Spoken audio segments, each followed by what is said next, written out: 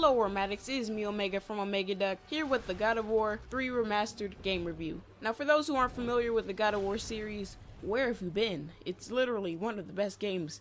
But for the few outliers who aren't familiar with it, and explain the plot very simplified, loosely based on Greek mythology, the game is set in ancient Greece, with vengeance as its central motive. The player controls the protagonist and former God of War Kratos. After his betrayal at the hands of his father Zeus, king of the Olympian gods, reigniting the Great War, Kratos ascends to Mount Olympus until he is abandoned by the Titan Gaia. Guided by the spirit of Athens, Kratos battles monsters, gods, and titans in the search for Pandora, without whom he cannot open Pandora's box to defeat Zeus and end the reign of the Olympic gods. Spoilers everybody for those who haven't actually played any of the games, or specifically God of War 2, because I'm going to give you a more specific plot of God of War 3, so spoilers.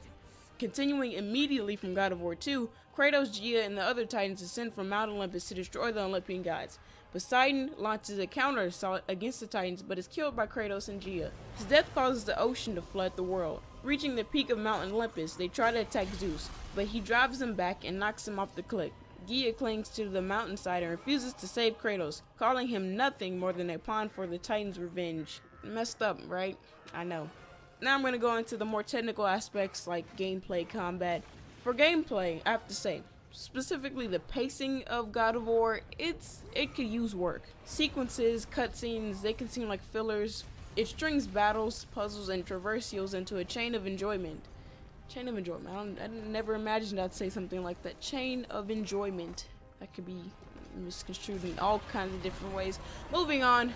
It has smooth, exciting combat, a number of exciting set pieces and levels, exciting pacing, keeping the gameplay fresh. One of the big things that makes God of War stand out from any of his other counterparts is its weapon selection. In this game, Kratos' main weapon of choice is the Blade of Helix, replacing Blade of Athena used in previous installments and the opening movements of this game. Does it really make a difference when it comes down to the scheme of things? No, it's just something that you have to get adjusted to as you play in the game, which if you love God of War, you obviously become acquainted with the weapon very quickly. Also, and unlike in previous games, magical abilities are learned with acquisition of a new weapon, giving each weapon its own magic attack. For example, the army of Sparta can only be used with the Blade of Helix. Magic gives Kratos a variety of ways to attack and kill enemies, such as the Claws of Hades' soul summon ability. Well, up until this point, I've been talking about all the goods in God of War, so I'm just gonna go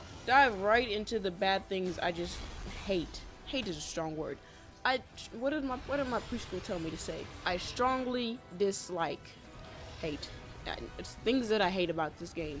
Well, first of all, if you played, this is the remastered version. This is specifically the remastered version. So if you've played it on other consoles, I feel like this remastered was more like a money grab, if that makes sense. I'm glad that they did it, but the way that they priced it, if they only priced it at $20 that it is right now, because the price went down drastically, because there's no point of it being a $60 game when it already exists. It's a money grab.